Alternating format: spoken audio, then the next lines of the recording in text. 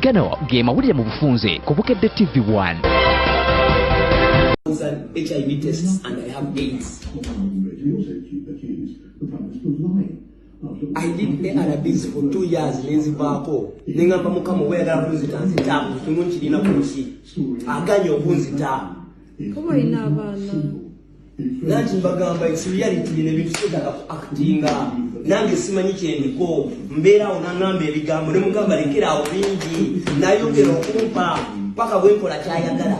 bwengano kikola ndwala automatically there and then kuna malaria there and then